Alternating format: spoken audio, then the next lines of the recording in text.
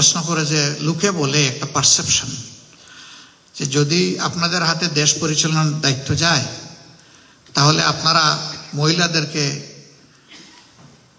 সুযোগ দিবেন না, স্পেস দিবেন না। আমি বললাম আরো খোলা করে বলেন যে ঘরে রেখে বাইরে তালা মেরে আমরা চলে যাব। কই যে অনেকটা এরকমই পারসেপশন। আমি বললাম যে দেখেন, এটা মিসকোট করা হচ্ছে। মানুষের জীবনের সবচেয়ে বড় ঝুঁকিপূর্ণ কাজ হচ্ছে যুদ্ধ। রাসূল করিম সাল্লাল্লাহু আলাইহি সাল্লাম যুদ্ধের ময়দানেও আমাদের মাদেরকে নিয়ে গেছেন। উহুদের ময়দানের কঠিন পরিবেশে কিছুটা সামান্য সময়ের জন্য আমাদের কিছু দুর্বলতার কারণে একটা ভয়ানক পরিস্থিতি সৃষ্টি হয়েছিল। শত্রু আল্লাহ রসুলকে হত্যা করার জন্য তার কাছাকাছি চলে গিয়েছিল। শত্রুর তীর আসতেছে, নেজা, বল্লম, বর্ম, খঞ্জর আসতেছে। এই সময় একজন মা চতুর্দিকে ঘুরে ঘুরে আল্লাহ রসুলের জন্য ঢাল তৈরি করেছিলেন, হযরতে নুসাইবা রাদিয়াল্লাহু তাআলা আনহা। আমি আপনাদের সামনে আজকে হাজির হওয়ার সুযোগ পেয়েছি, আলহামদুলিল্লাহ। 4 মাস আগেও আমি চিন্তা করি নাই এত সুন্দর করে আপনাদের মুখগুলা দেখতে পারবো।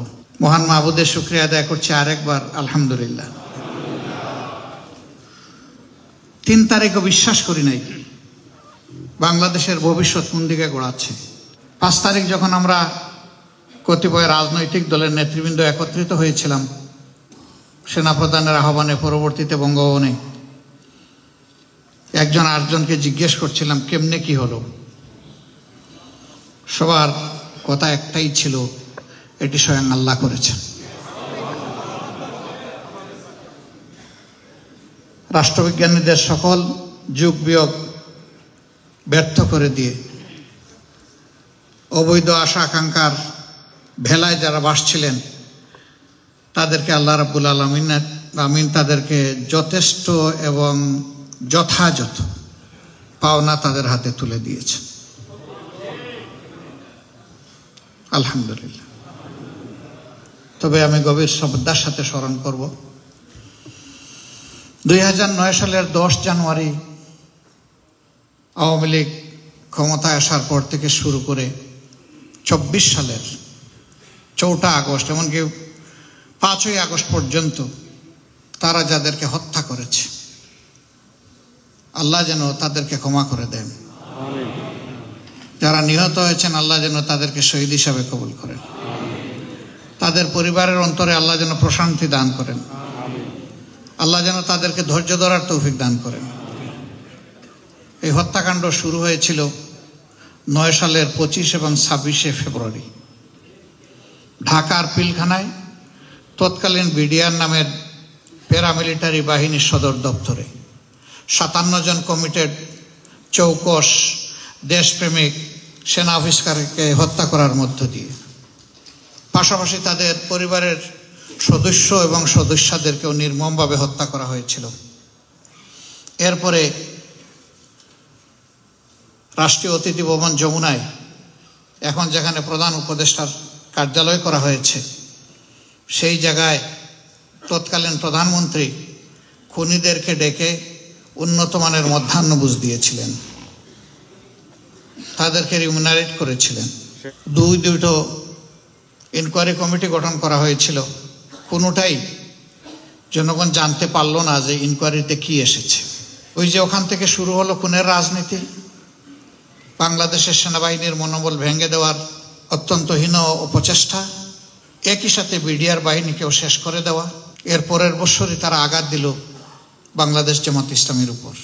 আমাদের উপর যখন আঘাত আসে, আমাদের জাতির বিবেকবান নেতৃবৃন্দ তারা উপলব্ধি করতে পারেননি যে এই আঘাতের ঢেউ কোথায় গিয়ে ঠেকবে। হয়তোবা অনেকে মনে করেছিলেন যাক, জামাতে ইসলামের উপর দিয়ে যদি এরকম একটা ওয়েভ চলে যায় তাহলে দেশ বোধহয় শান্তি হয়ে যাবে। আমরা সেদিন অনেক বন্ধুকে বলেছিলাম যুদ্ধটা এখানে ঠেকান সবাই মিলে, আসুন একসাথে লড়াই করি, তা না হলে ফেসিবাদের কবলে সবাইকে পড়তে হবে।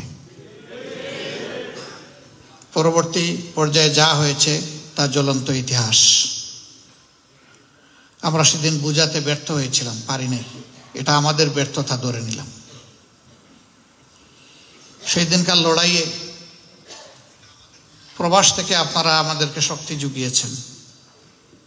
প্রত্যেকটি অপকর্ম এবং জুলুমের বিরুদ্ধে আপনারা সোচ্চার হয়েছেন, প্রতিবাদ জানিয়েছেন, আপনাদের পক্ষে সর্বোচ্চ যা করা সম্ভব তাই করেছেন। আমি এবং আমার দল আপনাদের প্রতি গভীর কৃতজ্ঞতা আদায় করছি, কিন্তু এর প্রতিদান দেওয়ার সামান্য কোনো শক্তি আমাদের নাই।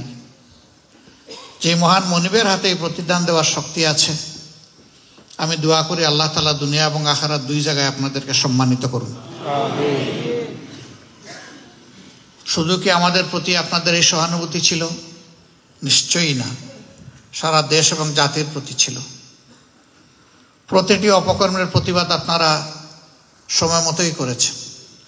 অনেক অপকর্মের প্রতিবাদ আমরা দেশের ভিতরে থেকেও করতে পারিনি, কিন্তু সেই সময় আপনারা আপনাদের মুখ বন্ধ রাখেননি, আপনারা আপনাদের পা অচল করে দেননি। যেখানে যাওয়া দরকার সেখানে গিয়েছেন, যেখানে বলার দরকার সেখানে বলেছেন, যা করা দরকার তাই করেছেন। আরেকবার আমি মুবারকবাদ জানাই। সর্বশেষ আমরা 15.5 বছর রাজনৈতিক দলগুলো জুলুম নির্যাতন জাতির উপরে নিষ্পেষণের প্রতিবাদ করেছি, কিন্তু আন্দোলনের সমাপ্তি আমরা টানতে পারিনি। সহজ সরল ভাষায় সত্যতা স্বীকার করতে আমার কোনো আপত্তি নেই। ত্যাগ আমাদের হয়তো অনেক করতে হয়েছে, অনেক মূল্যবান জীবন ঝরে গিয়েছে, অনেকে মৃত্যুবরণ করেছেন, লক্ষ লক্ষ মানুষের বিরুদ্ধে মামলা হয়েছে, দফায় দফায় জেলে গিয়েছেন, চাকরি হারা হয়েছেন, ঘর বাড়ি থেকে বিতাড়িত করা হয়েছে, কারো কারো ঘর দুয়ার বোল্ডোজার দিয়ে ভেঙে চুরমার করে দেওয়া হয়েছে। এই সবগুলা বাস্তবতা। কিন্তু আমরা এই আন্দোলনের প্রতিবাদের ফসল সরাসরি ঘরে তুলে আনতে পারিনি। আমাদের গর্বের সন্তানেরা, আমাদের ছেলেরা, আমাদের মেয়েরা এই বছরের 1 জুলাই থেকে যে আন্দোলনের সূচনা করেছিল, আলহামদুলিল্লাহ তাদের ডাকে জাতি সাড়া দিয়েছে, আপামর জনতান রাস্তায় নেমে এসেছে। জাতি ঐক্যবদ্ধ হয়েছে, জুলুমের বিরুদ্ধে বুক চিতিয়ে দাঁড়িয়েছে। সেই ছেলেটা ইতিহাসের আইকন হয়ে গেল, আমরা তার জন্য গর্বিত। আবু সাইদ ডানা মেলে বলেছিল, হয় আমার অধিকার দে, না হয় বুকে গুলি দে। অধিকার দেয় নাই, পরপর 3টা গুলি করে তাকে হত্যা করা হয়েছে। গরিবের সন্তান, 5টা ভাইয়ের মধ্যে কেউ প্রাইমারি লেভেল ক্রস করতে পারে নাই। সে ছিল অসম্ভব ধরনের মেধাবী, বেগম রোকেয়া বিশ্ববিদ্যালয়ের একজন মেধাবী ছাত্র। তার বাতি নিভে গেল, তার পরিবার তার মুখের দিকে তাকাইয়া তাদের সংসারে আলোর কিছু জলখানি দেখতে চেয়েছিল, সে আলো নিভিয়ে দেওয়া হলো। শুধু কি সে একা? তার মতো এক এক করে 16 থেকে 1650 আমাদের ধারণা তাদেরকে হত্যা করা হলো। সেখানে 1.5 বছরের কুলের শিশুও ছিল। এই একটা শিশু যদি জীবন পেয়ে আজকে জিজ্ঞেস করে আমি শিশু, আমার কি অপরাধ, কি জবাব দিবে তারা?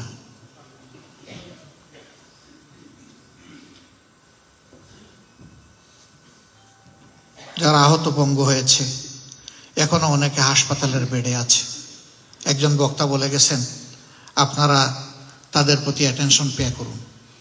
আমরা একটা দল হিসাবে যতটুকু সম্ভব আমরা চেষ্টা করছি সকলের পাশে দাঁড়ানোর, কিন্তু চাহিদা প্রয়োজন এত বেশি, এটা কোনো দলের পক্ষে সম্ভব না, এমনকি এককভাবে সরকারের পক্ষেও সম্ভব না। এখানে সকলের সম্মিলিত প্রয়াস লাগবে। আমরা কয়েকটা দেশকে অনুরোধ করেছিলাম, তোমরা আমাদের বন্ধু, এই বিপদে এগিয়ে আসো, আমাদের কিছু আহত পঙ্গু ছেলেমেয়ের দায়িত্ব নাও, আমরা তোমাদের কাছে চিরজীবন ঋণী থাকব। ইতিমধ্যে 2-3টা দেশ আলহামদুলিল্লাহ তারা ওয়ার্ম রেসপন্স শো করেছে, এগিয়ে এসেছে। আমরা আশা করি আরো বন্ধুরা এগিয়ে আসবেন, আমাদের পাশে দাঁড়াবেন। আমরা চিরদিন তাদেরকে শ্রদ্ধার সাথে স্মরণ করব। যেমন আমি আপনাদের প্রতি কৃতজ্ঞ, তেমন আমি এই দেশের সরকারের প্রতি কৃতজ্ঞ। এই পুরাটা জুলুমের সময় ধরে আমাদের কলিজার টুকরা অনেক যুবক যুবতী জুলুম নির্যাতনের কারণে দেশ ছাড়তে বাধ্য হয়েছে। এই দেশ তাদেরকে আশ্রয় দিয়েছে, তাদের দিকে হাত বাড়িয়েছে, তাদেরকে নাগরিকত্ব দিয়েছে। আমরা তাদের প্রতিও কৃতজ্ঞ। আমরা ইউকে সরকারকে আমাদের পক্ষ থেকে কৃতজ্ঞতা জানানোর পাশাপাশি আমরা বলবো, প্রিয় দেশে আইনের শাসন কায়েমে আপনারা আমাদেরকে সহায়তা করুন। আপনারা কোনো মিসক্রিয়েন্টকে, কোনো দুষ্কৃতিকারীকে মেহরবানি করে আপনারা প্রশ্রয় দেবেন না। যারা আমাদের টাকা লুণ্ঠন করে, চুরি করে আপনাদের দেশে পাচার করেছে, তাদেরকে আপনারাও পাকড়াও করুন, আর ওই টাকাগুলো আমাদেরকে ফেরত দিয়ে আপনারা আমাদেরকে সাহায্য করুন। এতে আমাদের দেশ এবং জাতি আপনাদের এই অবদান গভীর শ্রদ্ধার সাথে স্মরণ করবে। আমরা বিশ্বাস করি এখানে আইনের শাসন আছে, আইনের শাসনের প্রতি আমাদের শ্রদ্ধা আছে। আপনারা এইটুকু করবেন, আমরা আশ্বস্ত হতে চাই, আস্থা রাখতে চাই। সম্মানিত সুধী মণ্ডলী, আজকে আপনারা এসে আমাকে সম্মানিত করেছেন। আমাকে আপনারা সম্মানিত করেননি, মজলুমদের একজন ক্ষুদ্র প্রতিনিধি হিসাবে আপনারা সত্যিকার অর্থে 18 কোটি মানুষকেই সম্মানিত করেছেন। আমি মজলুমদের একজন মাত্র।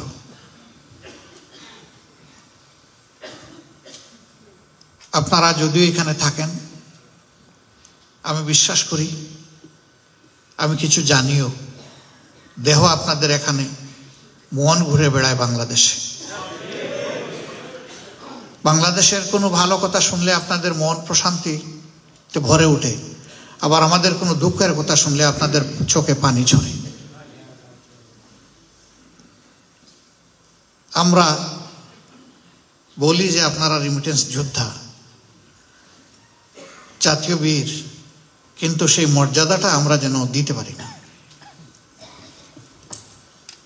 একজন মিডিয়া ব্যক্তিত্ব বলে গেছেন, আমরা দুনিয়ার সকল দেশে যেতে পারি কিন্তু বাংলাদেশে যাওয়ার সাহস করি না, ওখানকার পরিবেশ আমাদেরকে ওয়েলকাম করে না। আমি শুধু একটা ঘটনা আপনাদেরকে স্মরণ করাবো। রাসূল করিম সাল্লাল্লাহু আলাইহি সাল্লাম যে জায়গায় জন্ম নিয়েছিলেন, এই জায়গায় আল্লাহ তাআলা তার সর্বশ্রেষ্ঠ নিয়ামত আল কুরআন তার নবীর উপরে নাজিল করলেন। তিনি মানুষের মুক্তির জন্য, দুনিয়া এবং আখিরাতের সম্মান এবং সমৃদ্ধির জন্য, শান্তি কল্যাণের এই বার্তা নিয়ে তাদের কাছে গেলেন, কিন্তু তারা তো তার সাথে ভালো আচরণ করল না। এমনকি তার আপনজনও তার দুশমনে পরিণত হয়ে গেল। তাকে নানাভাবে কষ্ট দেওয়া হলো, নিপীড়ন করা হলো, তার অসহায় সঙ্গীদের উপর জুলুম অত্যাচার করা হলো, একটা বিভীষিকাময় পরিবেশ তৈরি করা হলো। এক পর্যায়ে দারুণ নদওয়ায় বসে তাকে হত্যা করার সিদ্ধান্ত পাকাপোক্ত হলো। আল্লাহ তাআলার ইচ্ছা, ইশারা এবং ব্যবস্থাপনায় আল্লাহ তাআলা তাকে মক্কা থেকে মদিনায় নিয়ে গেলেন। আল্লাহ তাআলা হচ্ছেন রাব্বুল আলামিন, আর তিনি তার নবীকে ডিক্লেয়ার করেছেন রাহমাতুল লিল আলামিন, ওমা আরসালনাকা ইল্লা রাহমাতুল লিল আলামিন। আপনাকে আমি অন্য কোনোভাবে নয়, বরঞ্চ গোটা সৃষ্টির প্রতি আমার রহমত হিসেবে প্রেরণ করেছি। আল্লাহু আকবার। তিনি শুধু মানব জাতির জন্য না, সারা সৃষ্টির জন্য।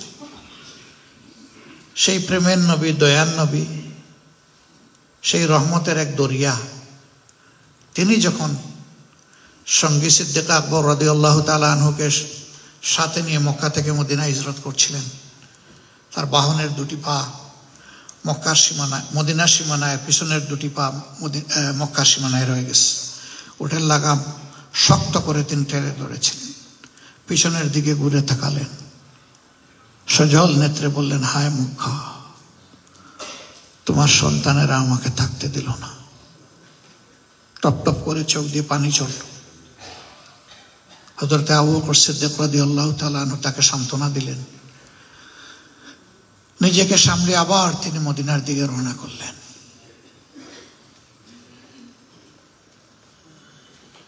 যিনি সারা দুনিয়ার জন্য রহমত, জন্মভূমির জন্য তারও যে কলিজায় মোচড় দিয়েছে। আর আমরা তো সাধারণ মানুষ, আমাদের কলিজায় তো মোচড় লাগেই।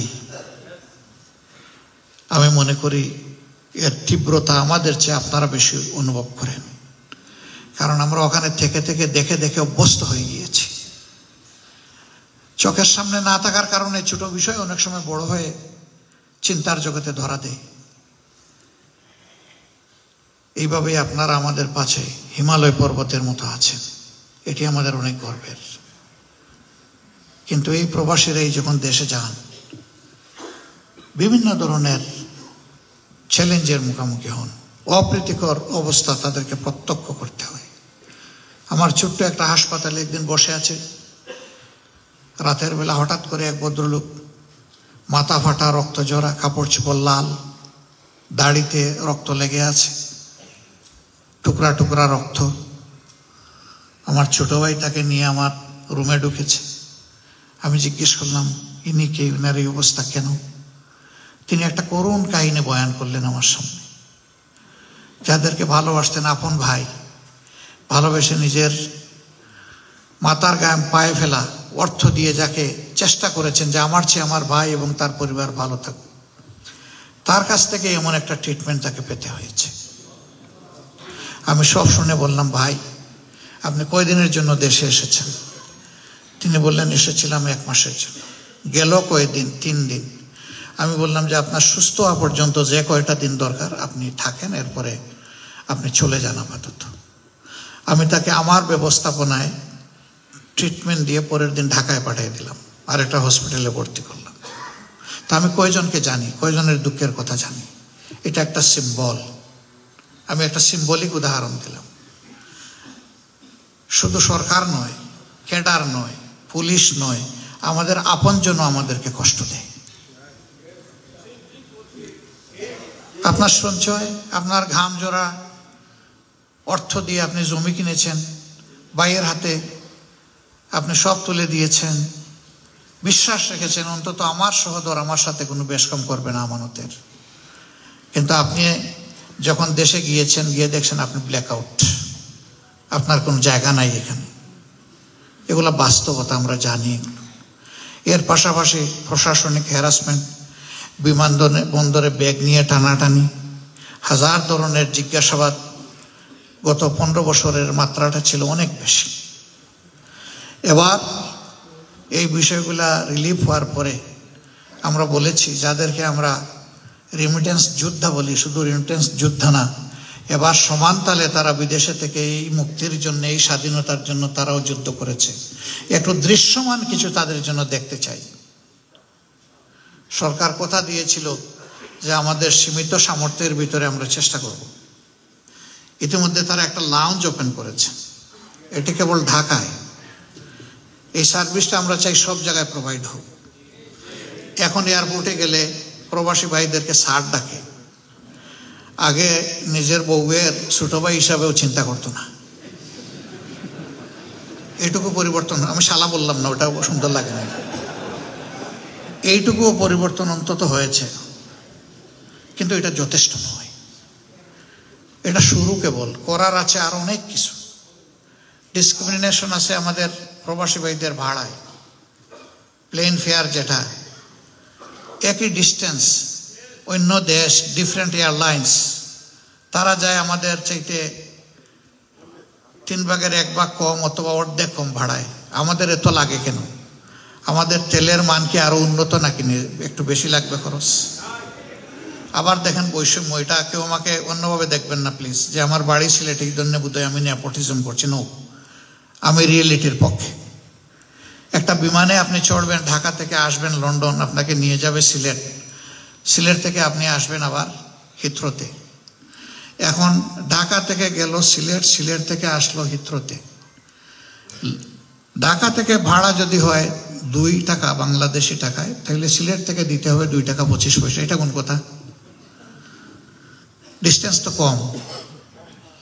তো অনেকে বলে যে না, এটা ঢাকার চেয়ে কম হওয়া উচিত। না, তা না হলেও চলে, ছোট্ট দেশ, কাছাকাছি ডিস্টেন্স অন্তত সমানটা হোক, তাইলে ডিসপ্যারিটি থাকবে না। আমি আশাবাদী যে এই কথা আমরা শোনাতে পারবো ইনশাল্লাহ।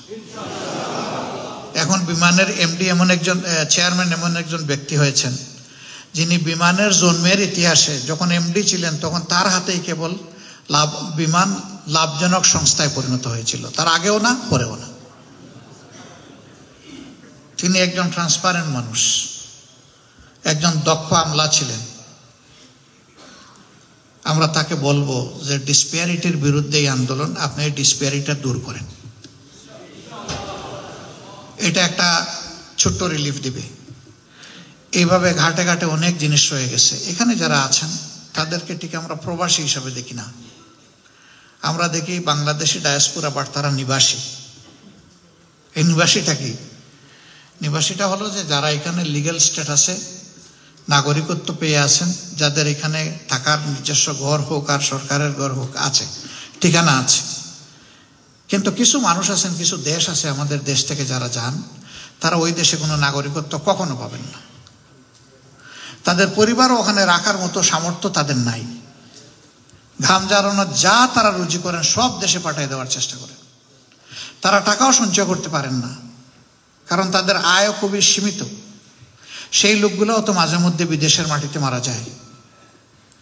আমরা যাদেরকে রিমিটেন্স যোদ্ধা বলছি, ওই যুদ্ধ করতে করতে দিতে দিতে যখন সে চলে যায়, তখন তার লাশটার দায়িত্ব আর আমাদের সরকার নেয় না। আমরা চাই সরকারকে এই দায়িত্ব নিতে হবে। আমরা আপনাদেরকে কথা দিচ্ছি, আল্লাহ তাআলা যদি এই জাতির খেদমতের তৌফিক আমাদেরকে দান করেন, এই দায়িত্বের পরিচয় আমরা দিব ইনশাআল্লাহ।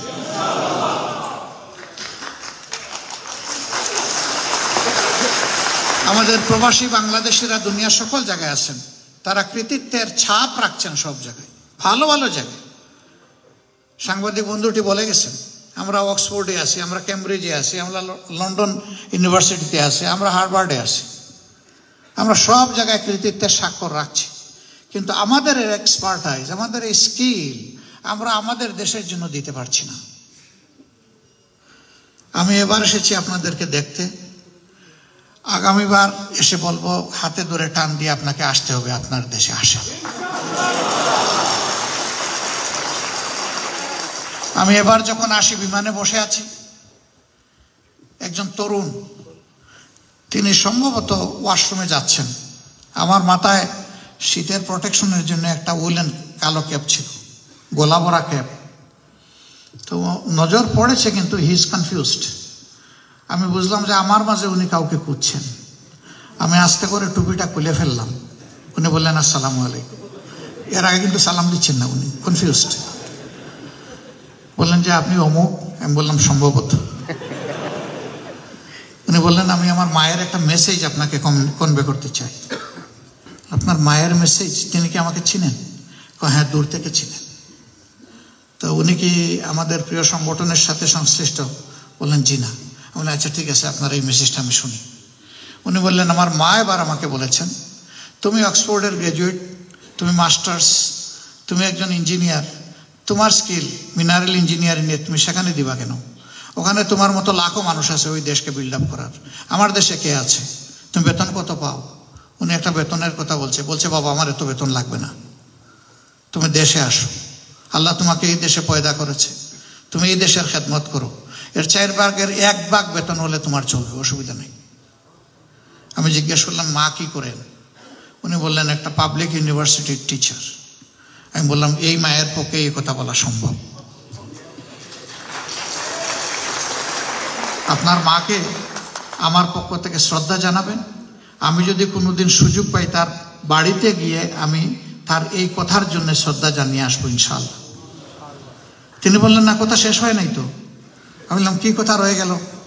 বললেন যে আমার মা বলেছেন আপনাদের মতো, বিশেষ করে আপনার সাথে যদি কখনো আমার ইন্টারাকশন হয়, আমি যেন এই মেসেজটা দিই যে শুধু টাকার রেমিটেন্স নয়, মেধার রেমিটেন্স আমাদের প্রয়োজন।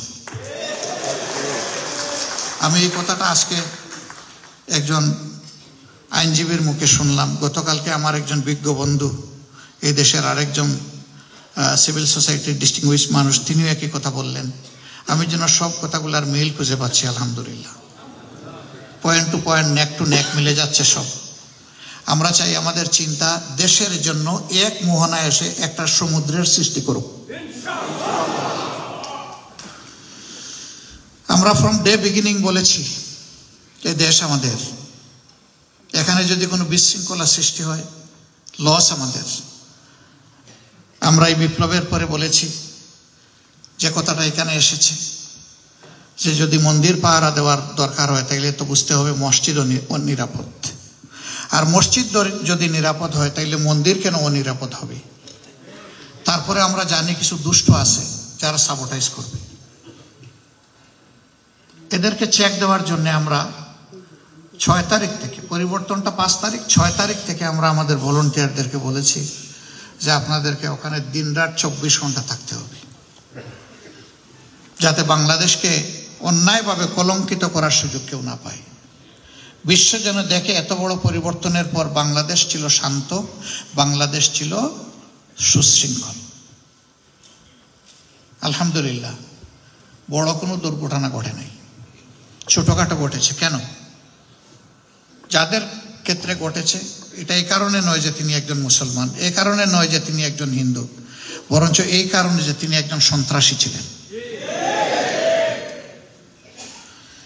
তবে হ্যাঁ, সন্ত্রাসীকেও কেউ আইন হাতে তুলে নিয়ে নিজেই শাস্তি করুক, এটাও আমরা চাই। দুর্নীতিবাজ হয়, খুনি হয়, ইজ্জত লুণ্ঠনকারী হয়, তাহলে আইনের মাধ্যমে আমরা তার প্রতিকার চাই। সেই ক্ষেত্রেও 15.5 বছর ধরে আইনের নামে যে তাণ্ডব জাতির উপর চালানো হয়েছে, আমরা ওইটাও চাই না। আমরা চাই যে ন্যায় বিচার নিশ্চিত হোক। যদি ন্যায় বিচার নিশ্চিত হয় তাহলে অপরাধীদের স্বাদ মিটে যাবে ইনশাআল্লাহ, এবং ভবিষ্যৎ থেকে অনুরূপ অপরাধ করার সাহস করবে না। ন্যায় বিচারের দাবিটা এখানে।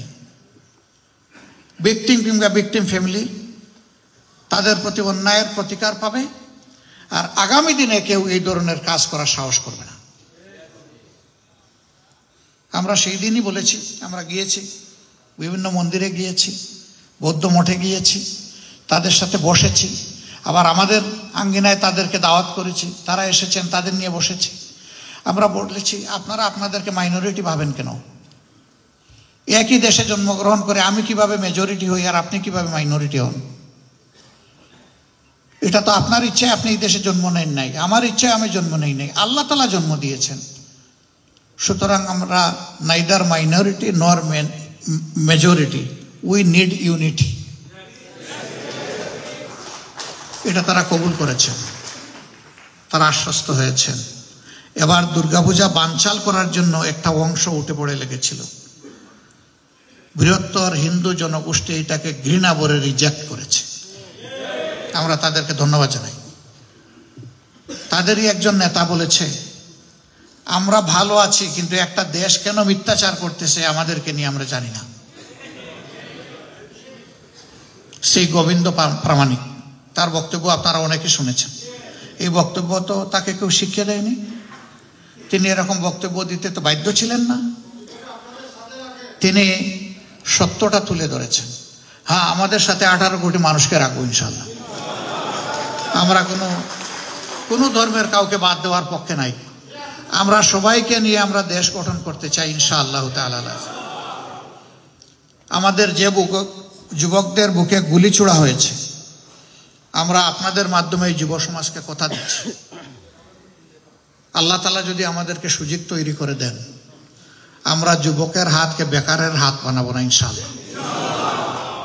আমরা যুবকের হাতকে কর্মীর হাত বানাবো ইনশাআল্লাহ, এবং সেই কর্মী হবে জাগতিক, মানবিক এবং নৈতিক গুণাবলী সম্পন্ন। আমরা ট্যালেন্ট চাই, বাট আমরা ইভিল ট্যালেন্ট চাই না। আমরা ফেয়ার ট্যালেন্ট চাই, অনেস্ট ট্যালেন্ট চাই, নোবেল ট্যালেন্ট চাই। এর ক্রাইসিস আমাদের জাতিতে আছে, এই ক্রাইসিস ফুলফিল করতে চাই। আচ্ছা, কর্মীর হাত বানাইলাম, আর কি চাই? আমরা এবং আমাদের কবরের দূরত্ব ধরে নেওয়া যায় যে কমে আসছে। এই জাতিকে যা দেওয়ার হয়তো বা আমাদের জীবনে চেষ্টা করেছি, কতটুকু পেরেছি আল্লাহ ভালো জানেন। যেটা পেরেছি সেটা আল্লাহর দান, যেটা পারি না এটা আমাদের দুর্বলতা। এখন আমরা আমাদের তরুণদের হাতে এই সমাজ তুলে দিতে চাই। আমরা 5 তারিখ বঙ্গভবন থেকে বের হয়ে আমরা বলেছি যে এই চেঞ্জের মূল কৃতিত্ব আল্লাহ রাব্বুল আলামিনের, যিনি আসমান জমিনের মালিক। জমিনের কৃতিত্ব 18 কোটি মানুষের, আর আন্দোলনের নেতৃত্বের কৃতিত্ব আমাদের ছেলে মেয়েদের। আমরা তাদেরকে আমাদের প্রতিপক্ষ বানাতে রাজি নই। তাদেরকে আমাদের বুকের পাঁজরের ভিতরের কলিজা হিসাবে দেখতে চাই ইনশাআল্লাহ।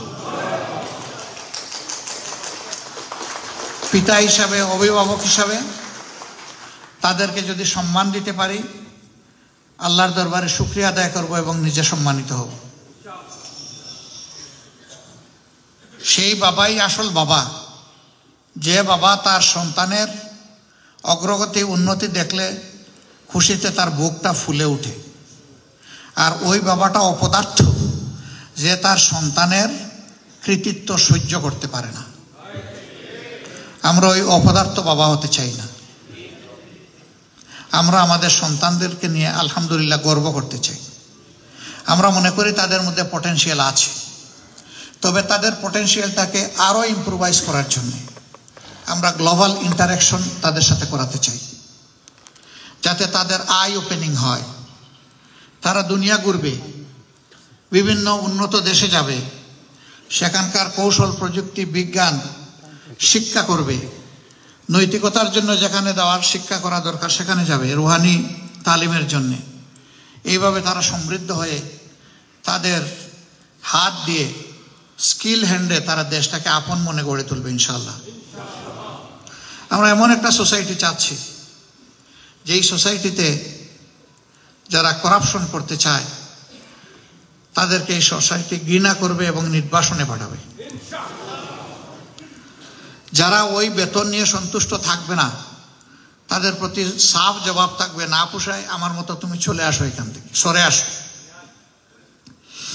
যার দক্ষতা আছে এবং যে এটা নিয়ে পারবে, আমরা তাকেই ওখানে পৌঁছাতে চাই। যদি আমরা আমাদের বাজারকে সহনশীলতার ভিতরে আনতে পারি, ইনফ্লেশন যদি আমরা কমাতে পারি, মানুষের জন্য যদি সব কিছু আয়ত্তের ভিতরে থাকে এবং মাথা যদি ঠিক থাকে, তাহলে ইনশাআল্লাহ সমাজে দুর্নীতি থাকবে না, ঘুষ থাকবে না। তবে মূল জায়গাটা মাথা। এ মাথা কারা? এরা আর কেউ নন, এরা রাজনীতিবিদ। এই জায়গা যদি পরিচ্ছন্ন হয়, ইনশাআল্লাহ সমাজ পরিচ্ছন্ন হয়ে যাবে। এই জায়গা যদি ডার্টি থাকে, সমাজকে কেউ পরিচ্ছন্ন করতে পারবে না। আপনারা দোয়া করবেন আমাদের জাতীয় নেতৃবৃন্দের মাথাটা যেন আল্লাহ পরিষ্কার করে দেন।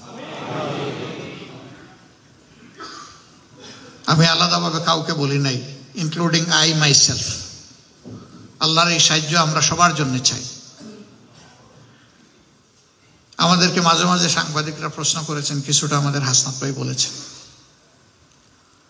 প্রশ্ন করে যে লোকে বলে একটা পারসেপশন যে যদি আপনাদের হাতে দেশ পরিচালনার দায়িত্ব যায়, তাহলে আপনারা মহিলাদেরকে সুযোগ দেবেন না, স্পেস দিবেন না। আমি বললাম আরো খোলা করে বলেন যে ঘরে রেখে বাইরে তালা মেরে আমরা চলে যাব। কই যে অনেকটা এরকমই পারসেপশন। আমি বললাম যে দেখেন, এটা মিসকোট করা হচ্ছে। মানুষের জীবনের সবচেয়ে বড় ঝুঁকিপূর্ণ কাজ হচ্ছে যুদ্ধ। রাসূল করিম সাল্লাল্লাহু আলাইহি সাল্লাম যুদ্ধের ময়দানেও আমাদের মাদেরকে নিয়ে গেছেন। উহুদের ময়দানের কঠিন পরিবেশে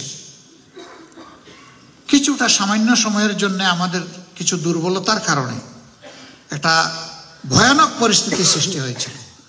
শত্রু আল্লাহ রসুলকে হত্যা করার জন্য তার কাছাকাছি চলে গিয়েছিল। শত্রুর তীর আসতেছে, নেজা, বল্লম, বর্ম, খঞ্জর আসতেছে। এই সময় একজন মা চতুর্দিকে ঘুরে ঘুরে আল্লাহ রসুলের জন্য ঢাল তৈরি করেছিলেন, হযরতে নুসাইবা রাদিয়াল্লাহু তাআলা আনহা। আমরা আবু সুফিয়ানের স্ত্রী,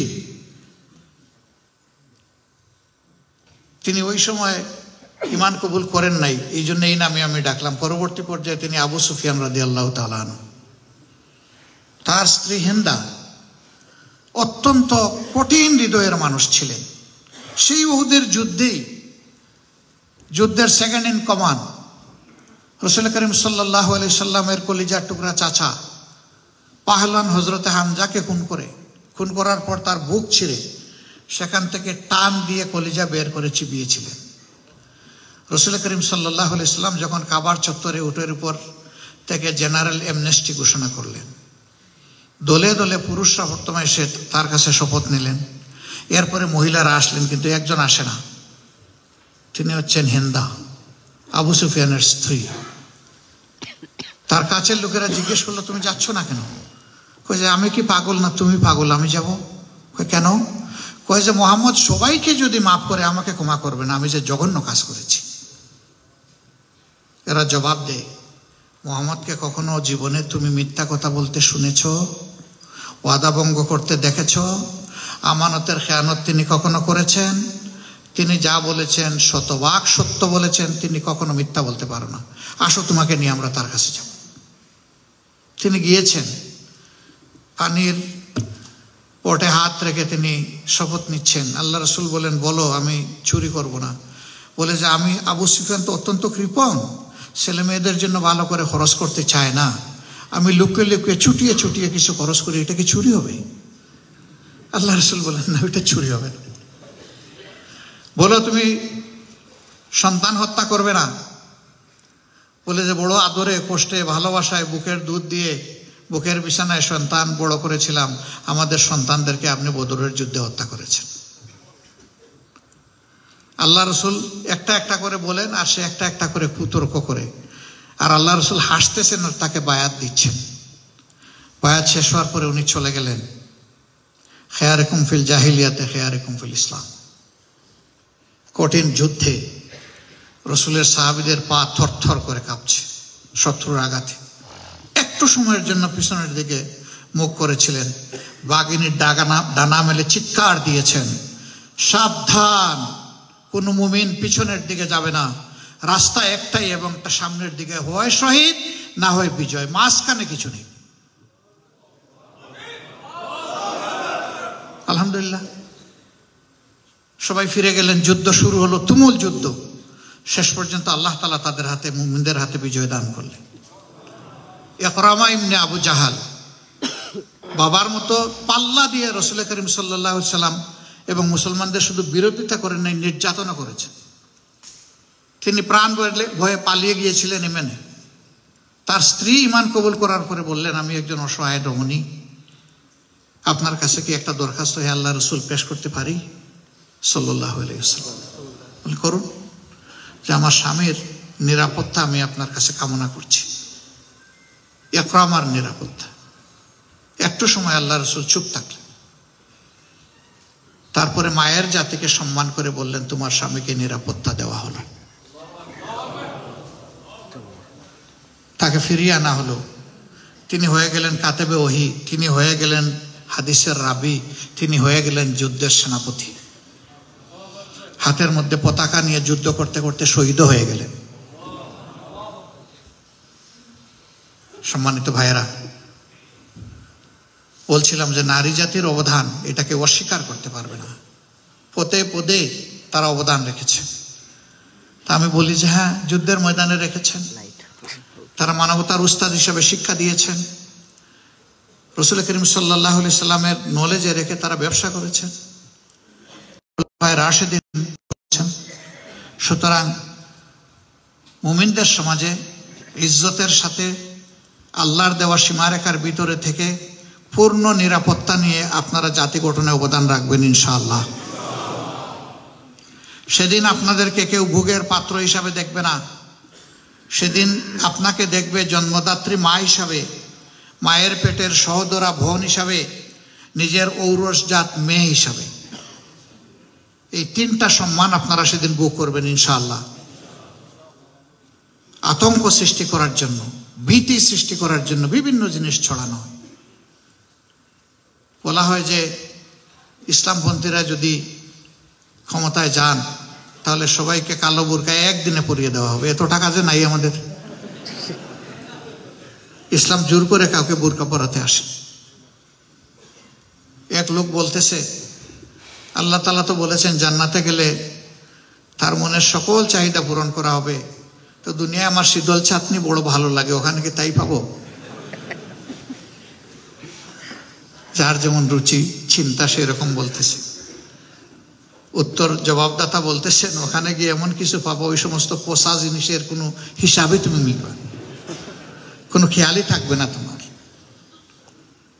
ইনশাআল্লাহ তাআলা আজিম আল্লাহর দেওয়া বিধান, যে আল্লাহ শুধু মানুষ নয়, সমস্ত সৃষ্টির স্রষ্টা, তার চাইতে বড় কোনো কারিগর নাই, আমাদের বড় কোনো শুভাকাঙ্ক্ষী নাই। তিনি যে আইন দিয়েছেন, এই আইনকে আসলেই শ্রেষ্ঠত্বের মর্যাদায় আল্লাহ নিজেই রেখেছেন। এই আইন সকলের জন্য উপকারী হবে ইনশাআল্লাহ। তবে রাষ্ট্রের সাথে যদি কেউ বিশ্বাসঘাতকতা করে সেটা ভিন্ন, তার ওইটার ফসল সে ভোগ করবে। আদারওয়াইজ সকল ধর্মের মানুষ নিরাপত্তার সাথে, তার সম্মানের সাথে তার নাগরিক অধিকারগুলো সে ভোগ করবে। আমরা বৈষম্যহীন একটা সমাজ চাচ্ছি, কিন্তু সমাজের সর্বত্র বৈষম্য। আজকে খুব খুশি হয়েছে, এখানে কোনো চেয়ারম্যান নাই, ফুল দিয়ে সাজানো হয় নাই, বিরাটভাবে বড় বড় চেয়ার রাখা হয় নাই। আমরা আলহামদুলিল্লাহ ওয়াল আর সেম এন্ড সিমিলার। এটা একটা বৈষম্যহীনতার একটা বাস্তব নমুনা ডেমনস্ট্রেশন আজকে আপনারা দিয়েছেন, আপনাদেরকে সেলিউট।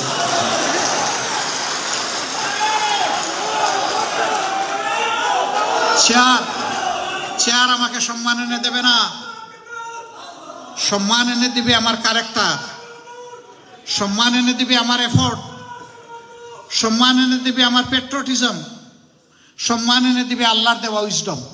চেয়ারে কোনো সম্মান নাই।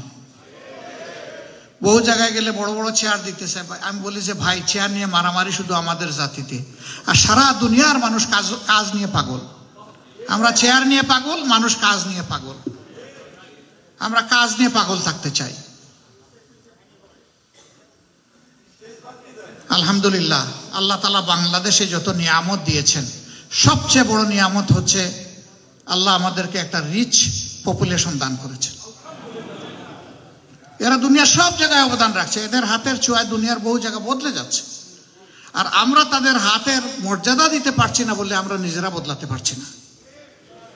আমরা বিশ্বাস করি এই রিসোর্স আমাদের জন্য আল্লাহর এক নিয়ামত, আমরা এটাকে কাজে লাগাবো ইনশাআল্লাহ।